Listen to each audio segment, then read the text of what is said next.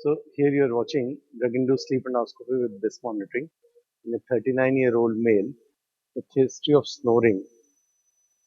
His body mass index is 26, so he's not obese, but he's got a grossly deviated septum on the right hand side. As you can see here, there is absolutely no space on the right hand side. On the left hand side, he has cabinet hypertrophy, which we have decongested. He has got a little retrognathia, and now we are performing the drug-induced sleep endoscopy. So as we go inside,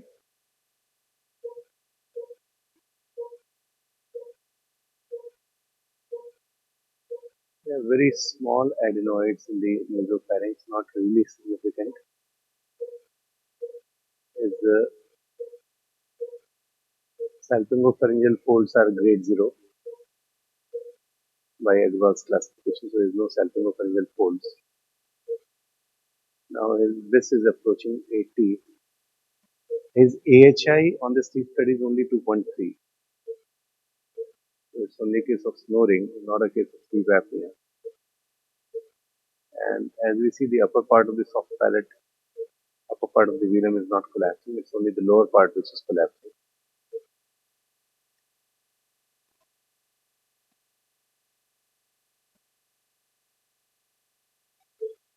So that's the lower velum collapse.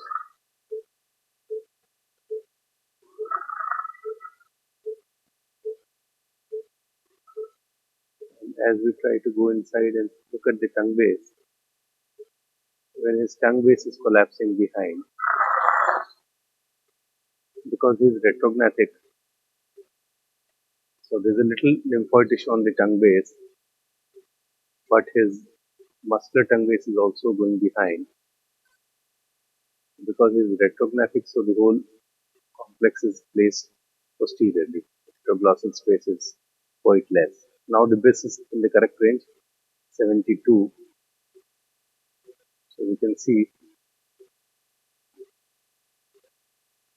that both soft palate and tongue base at a AHI of only 2.3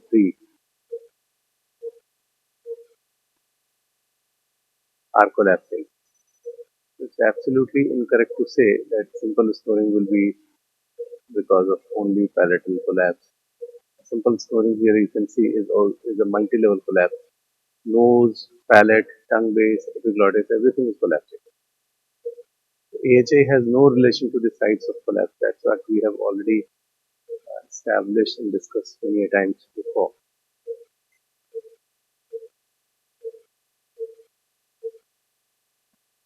So even if we perform a soft palate surgery, his tongue base and epiglottis will still keep on collapsing. Now he's got a grossly deviated septum. So obviously mouth breathing is a problem that he has. But even if I press on the mandible and keep his mouth closed, now let's see what happens.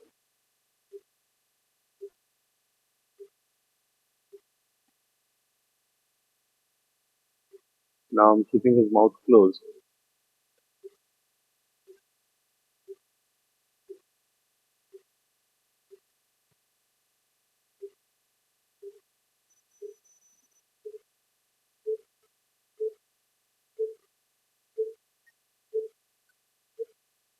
Still everything is collapsing.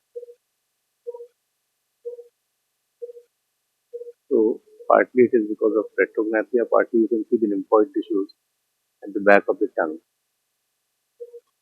For a simple snoring case also, if I have to eliminate this snoring, we'll have to perform nose, palate and tongue all three in one go or different stages. Otherwise the snoring will not reverse. Will not work. So by opening the mouth definitely is a little better, but still things are collapsing. And we can create some space in the vallecula only by reducing the lymphoid tissue of the base.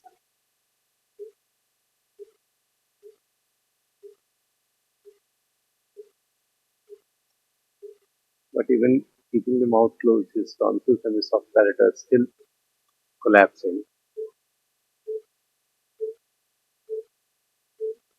as you can see here. in the correct BIS range, so obviously is not oversedated. The right surgery for him would be correction of the nose, septoplasty, turnoplasty, and for the snoring sound, a palatal surgery can be performed.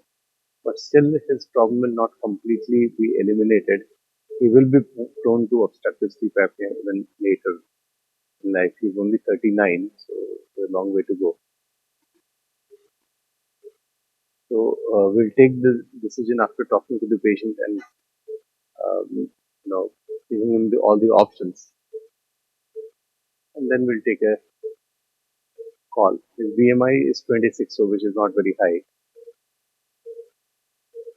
So weight reduction is not really going to do too much for him. We might have to perform a palatal surgery and a nose surgery, and maybe a little bit of reduction of the lymphoid tissue at the base.